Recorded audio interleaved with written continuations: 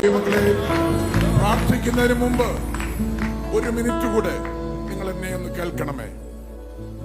ഇന്നേക്ക് 2.5 മാസം മുമ്പ് എന്റെ കാലിലേക്കുള്ള ബ്ലഡ് സർക്കുലേഷൻ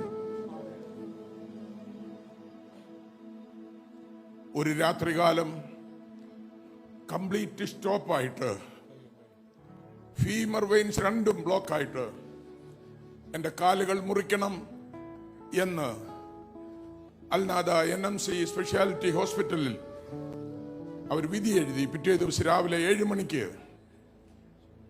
സർജറിക്ക് വേണ്ടി, ആംപ്യൂട്ടേഷന് വേണ്ടി അവിടെ ചെല്ലുവാൻ ഞങ്ങളോട് ആജ്ഞാപിച്ചു. ഞാനും വൈഫും ഷാൻ പാസ്റ്ററും കൂടെ അവിടേക്ക് കടന്നുപോയി. ആ ഡോക്ടർ എന്നോട് ചോദിച്ചു, ഭയമില്ലേ? ഞാൻ പറഞ്ഞു, എന്റെ ദൈവം ജീവിക്കുന്നു. ഞാനിവിടെ തുള്ളിച്ചാടി. എന്റെ പ്രായം നിങ്ങൾക്കറിയാമോ? ഷിബു പാസ്റ്റർ, ഡോക്ടർ ഷിബു ഇപ്പോ പറഞ്ഞു 70-75 ആയാൽ ലിമിറ്റേഷൻസ് ഉണ്ടെന്ന്. ഞാനിവിടെ തുള്ളിച്ചാടിയത് എന്താണെന്നറിയാമോ? എന്റെ ദൈവം ഇറങ്ങി വന്ന് എന്റെ കാല് മുറിക്കാൻ സമ്മതിച്ചില്ല. ഞാനിവിടെ തുള്ളിച്ചാടി ആരാധിക്കുന്നത് എന്തുകൊണ്ടാണെന്നറിയാമോ? എന്റെ ദൈവം ജീവിക്കുന്നു.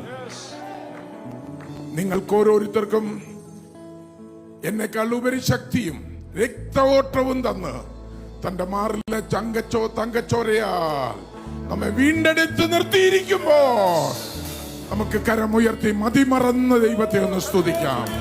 നമ്മുടെ കർത്താവ് ജീവിക്കുക, നമ്മുടെ കർത്താവ് ജീവിക്കുക.